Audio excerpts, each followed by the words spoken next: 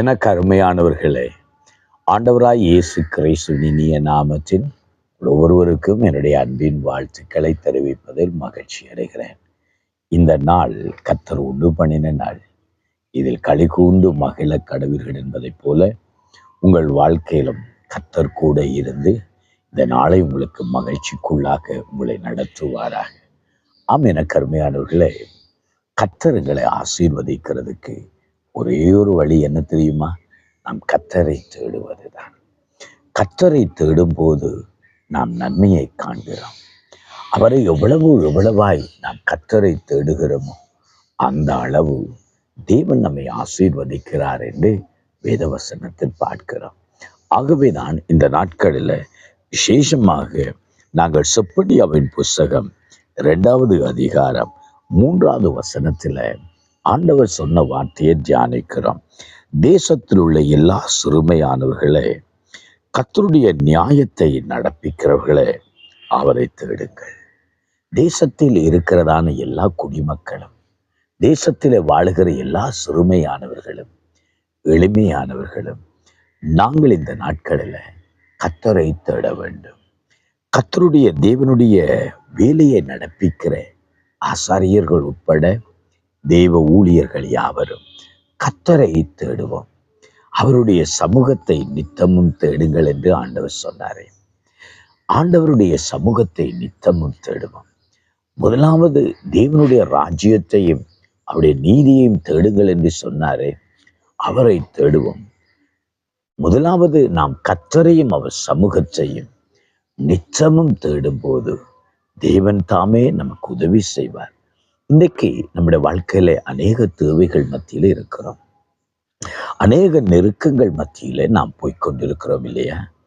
சில நேரம் நம்முடைய நெருக்கத்திலே, தேவைகளிலே நாம் யாரையோ நோக்கி பார்க்கிறோம், யாரையோ தேடுகிறோம், யாருடைய உதவியை நாடுகிறோம். யாராவது எனக்கு உதவி செய்ய மாட்டாங்களா? யாராவது இதை கொடுக்க மாட்டாங்களா? யாராவது இந்த சூழ்நிலையில என்னை இந்த இடத்திலிருந்து என்னை காப்பாற்ற மாட்டார்களா என்று சொல்லி நாம் பலரை நாம் நோக்கி பார்த்து தேடுகிறோம். ஆனால் ஆண்டவருடைய வேதம் சொல்லுகிறது, கர்த்தரை நீங்கள் தேடுங்கள். ஆம், எனக்கு அருமையானவர்களே, இன்றைக்கு கர்த்தரை தேடுகிற மக்களாய் நானும் நீங்களும் இருக்க வேண்டும் என்று தேவன் எதிர்பார்க்கிறார். இந்த இடத்துல வேத வசனத்துல நாங்கள் வாசிக்கிறோம். செப்பனியாவின் புஸ்தகம் 1வது அதிகாரம் 6வது வசனத்துல, கர்த்தரை விட்டு பின்வாங்குறவர்களையும் கர்த்தரை தேடாமல் அவரை குறித்து விசாரியாமல் இருக்கிறவர்களையும் இவ்விடத்தில் இராதபடிக்கு சங்காரம் பண்ணுவேன் என்று கர்த்தர் சொல்கிறார். இந்த செப்பனியா புஸ்தகம் தீர்க்க தரிசனத்தின் புஸ்தகம். அந்த நாட்களில் ஜனங்கள் கர்த்தரை தேடாமல் பாகால்களை தேடினார்கள், அந்நிய தேவர்களை தேடினார்கள். கர்த்தர் நன்மை செய்வதும் இல்லை, தீமை செய்வதும் இல்லை என்று நினைத்தார்கள். ஆண்டவர் சொன்னார், நீங்கள் என்னை தேடாமல் பாகால்களை தேடுவீர்களாயிருந்தால் நீங்கள் அழிந்து போவீர்கள். ஆனால் என்னை தேடுங்கள், அப்பொழுது நீங்கள் வாழ்ந்திருப்பீர்கள், நீங்கள் ஆசீர்வதிக்கப்படுவீர்கள் சொன்னார். ஆம், எனக்கு அருமையானவர்களே, இன்றைக்கு நாம் யாரை தேடுகிறோம்? எதை தேடிக்கொண்டிருக்கிறோம்? எங்கே தேடிக்கொண்டிருக்கிறோம்? கர்த்தரை தேடுங்கள்.